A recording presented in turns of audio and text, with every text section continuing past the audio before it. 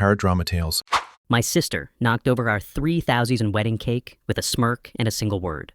Oops, because I refused to buy her a condo for her 21st birthday. That was the moment I realized this wasn't about cake. It was the last straw, and I was done.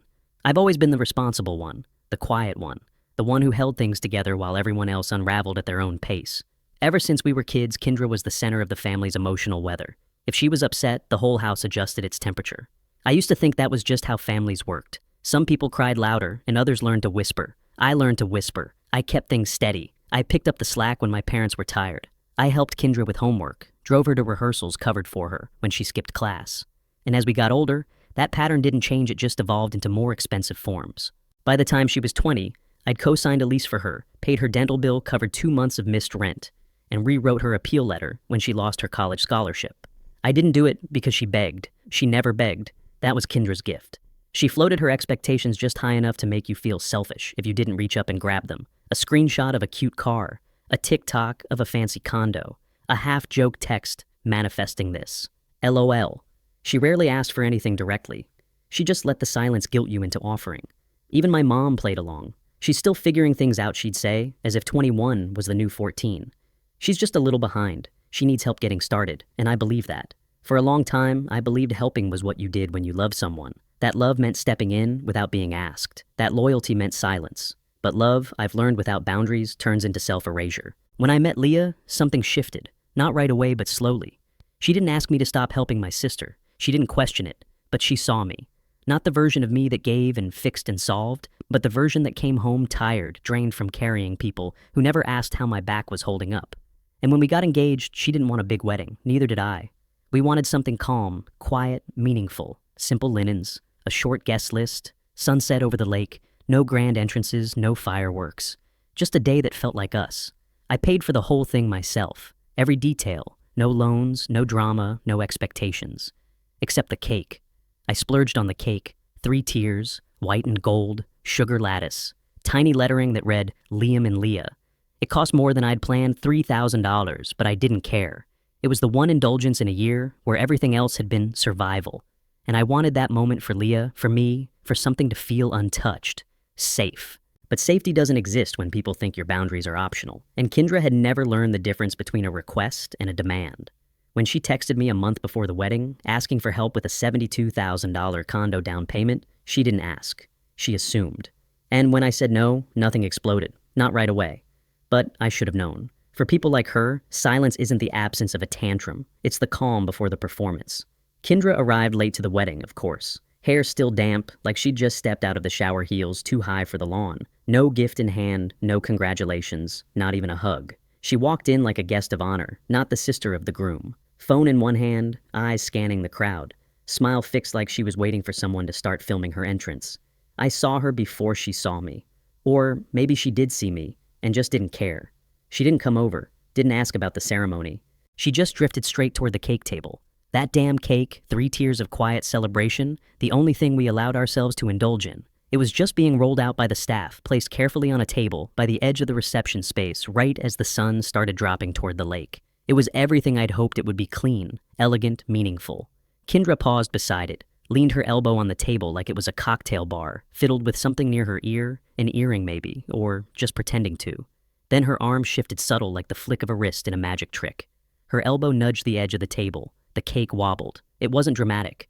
Just a slow, horrible tilt, like time itself hesitated to catch up. And then collapse. Layers of sugar frosting and weeks of intention crashed to the ground. I didn't even move. I just watched.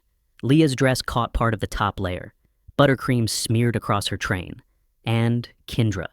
She laughed. Just one word, oops, like she dropped a fork. Like it was funny. No apology, no shock.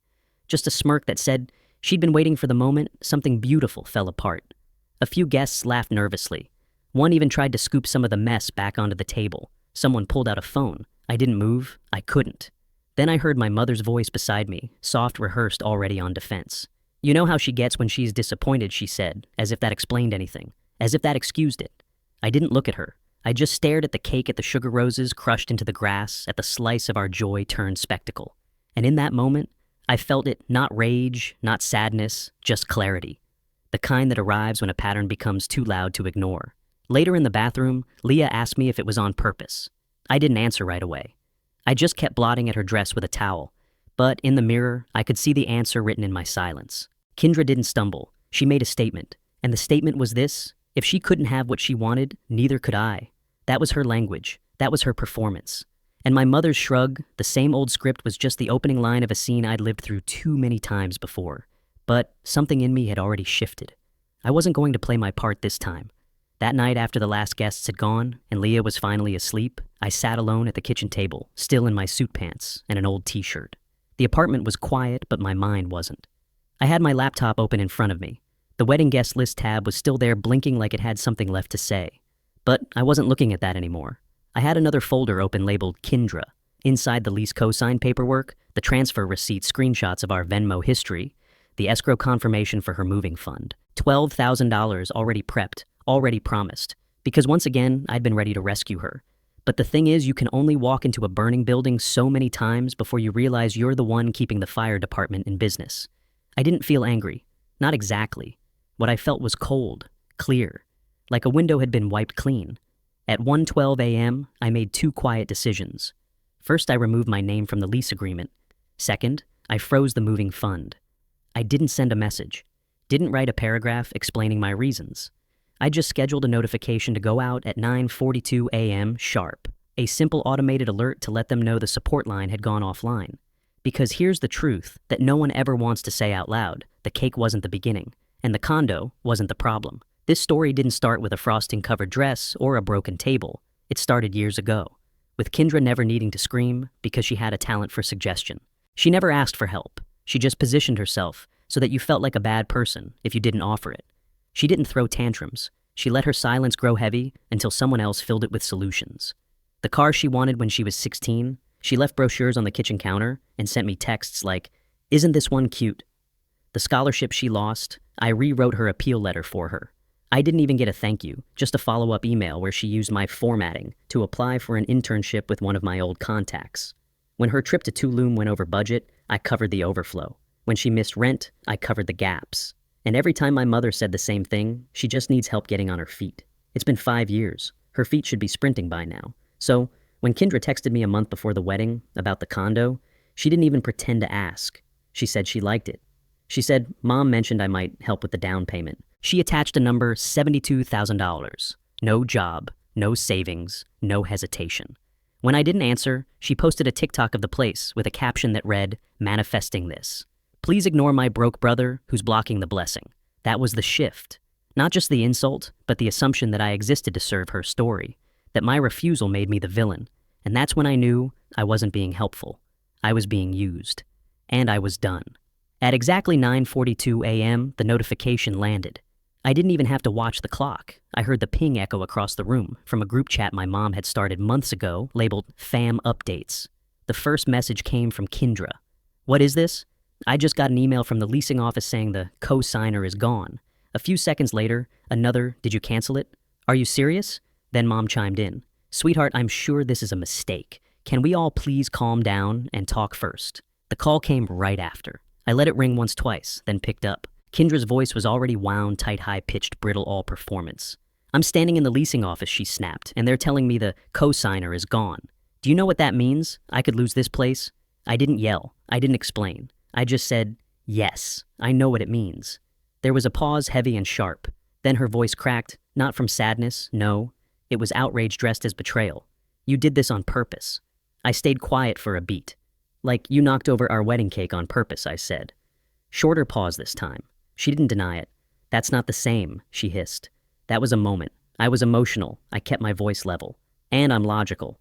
So, I made a logical decision. I don't continue to support people who disregard boundaries. She laughed. Actually laughed. "You're so dramatic. It was a cake. Get over it." Then she hung up. No apology, no accountability. Just another exit cloaked in dismissal. By noon, Mom was at my front door. No call, no warning. Just her voice over the intercom saying, "Please, we need to talk."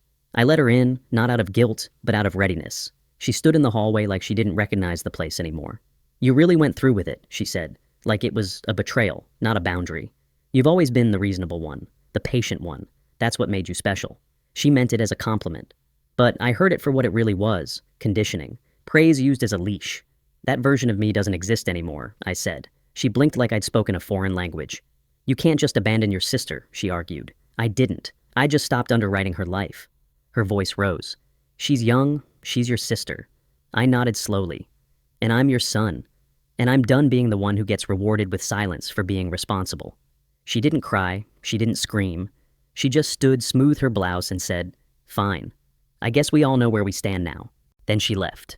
No hug, no guilt trip. Just the sound of the door closing behind her like punctuation. And for the first time in years, I felt something real, not vindicated, not triumphant, but clear. The kind of clarity that doesn't roar. It settles, it roots, and it stays. The fallout came faster than I expected. That evening, my cousin Jordan called out of nowhere. We hadn't spoken in over a year. His voice was warm but cautious. Just wanted to say, I saw the thread. I'm proud of you. I blinked. Thread. A second later, he texted me the link. Kindra had gone viral. TikTok. Story time. Captioned, When your brother sabotages your future because he's jealous of your glow-up. It was 10 seconds of fake tears, trembling voice, and phrases like, he left me homeless, and he's always hated me in the kicker. This is what happens when you outshine the golden child. The comments were exactly what you'd expect people offering sympathy. Strangers accusing me of abuse, others cheering her on for being brave. But none of them knew the truth. None of them knew she'd lived rent-free for months, that I'd covered her dental bills, tuition lapses, rent gaps, vacation, overspends, that I'd co-signed the very lease she now claimed I abandoned, that the only thing I withheld was silence. Until now. I didn't respond, not online, not in the family group chat where my cousin started leaving vague messages like, I'm staying out of it, but hope you're okay. I stayed quiet, but silence has weight, and this time I let it do the heavy lifting. Instead, I opened an old Google Drive folder labeled receipts, screenshots, emails, bank transfers, lease agreements, all time-stamped, all untouched. I drafted one short email to her prospective landlord. Subject, for your records. I attached every relevant document. Then I wrote, I am no longer financially or legally affiliated with Miss Kindra, last name. Please see attached for context should issues arise. And I sent it. No emotion, no threat, just truth archived. By Friday, her TikTok had hit over 600,000 views. She posted 2 more videos, one with her sobbing into a hoodie sleeve about emotional abuse. Another, showing an empty apartment with the caption, he pulled the rug out just as I was about to move in. Not a single mention of the $72,000 condo. Not a single word about the cake, or the years of quiet, unquestioned support. Just pain neatly packaged for clicks. And again, I didn't respond. Not even when Mom texted me vague phrases like, we need to talk. Not even when I got the call that the condo offer had officially fallen through because of the message I sent. But the silence was working, and it was speaking louder than I ever could. It came to a head on Sunday. Mom invited us to brunch, called it a family reset. Leah didn't want to go. She saw it for what it was, not a reconciliation, but a rehearsal, a return to old roles. Me, quiet. Kindra excused. Mom, the mediator. But I went anyway, not out of hope, but out of need. I needed to be sure. I needed to see if there was anything left worth saving, or just a stage waiting for the old script to resume. I had no intention of playing my part, not this time. The table was set like nothing had happened. Fresh flowers, pancakes stacked high, tiny bowls of berries, mimosas and delicate glasses. It looked like a magazine spread like hospitality could cover up history. Kindra sat at the far end of the table, sunglasses still on indoors, swirling her drink like she hadn't just told half the internet that I'd ruined her life.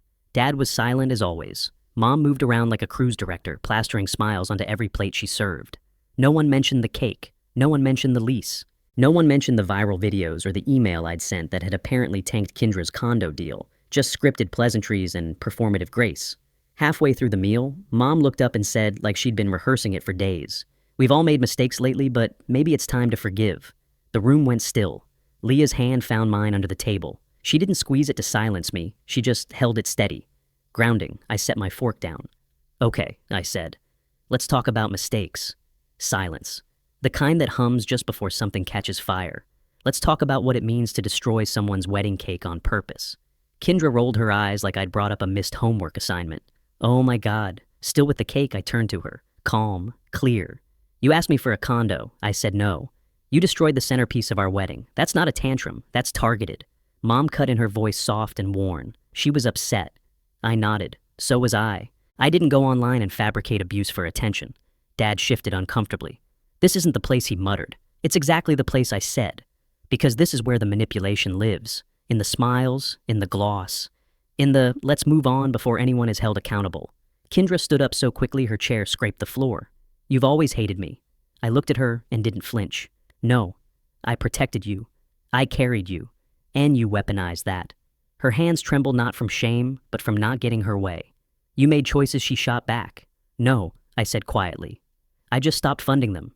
We left before dessert, walked out with unfinished food on our plates and clarity in our steps. No one followed us, not Mom, not Dad, not Kendra. And that told me everything I needed to know. In the car, the windows were down. The wind sliced through the heat. We didn't speak for a while, just silence, but the good kind. Then Leah turned to me and said, "You didn't have to go, but I'm glad you did." I nodded. I needed to see it for myself. One last time, to be sure. Are you? She asked. I looked at her the way her fingers rested on mine, the steadiness in her gaze. Yes, I said. I'm sure. A week later, we moved into a small house outside the city. Quiet street, no traffic, no guilt baked into the walls. I didn't tell anyone the address. I didn't invite anyone from that side to visit. I didn't update the family group chat. I just let the silence keep speaking for me.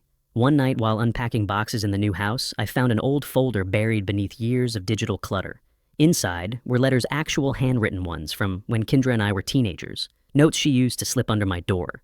Little scribbles like, "Thanks for picking me up," or "You're the best brother." They weren't dramatic, just soft moments from a version of her that once saw me as family, not a wallet. I sat on the floor reading them under a warm lamp, and for the first time since the wedding, I let the grief in. Not for the condo, not for the cake, but for the sister I used to know, the one who hadn't yet learned how to turn love into leverage. And I cried, quietly, fully. Then I stood, shredded the letters, and took out the trash. Some things aren't meant to be carried forever. The message I sent wasn't revenge. It was a final invoice, a record of boundaries being drawn after years of overdrafts, emotional, financial, spiritual. And apparently boundaries sting more than silence. Because at 9:42 a.m. that morning, Kendra called again. Then Mom, then Dad, then Kendra once more. Then a message. "We need to talk. This isn't you. This is her." I stared at the screen. Her meaning, Leah. That's when it hit me they weren't confused. They weren't sorry. They were just looking for someone else to blame. And since I wasn't bending anymore, they pointed to the closest woman in my life and made her the villain. Classic. I didn't respond. Instead, I stepped outside with a cup of coffee. The wind was still cool. The city felt far away. From inside, I could hear Leah laughing on a call, probably with her sister. Something soft, ordinary, and real. And in that moment, I felt it not peace exactly, but the space where peace could grow. Later that day, I finally replied, not to Kendra, but to Mom. I kept it simple. This isn't about Leah. It never was. You made choices. Kendra made choices. And I made one too. I'm done enabling people who only love me when I'm useful. Please don't contact Leah again. If you want to talk, come as yourself, not her defense lawyer. She didn't reply. But 3 days later, she showed up, in the driveway, holding a bakery box, a cake, 3 tiers, sugar roses, not a replica, but close enough, an apology made of frosting. I didn't take it. I didn't yell. I just listened. And when she asked, "Is there a way back?" I answered honestly, "Not right now, maybe not ever." That night I threw the cake away, not out of anger, out of mercy. Some endings don't need to rot in the fridge.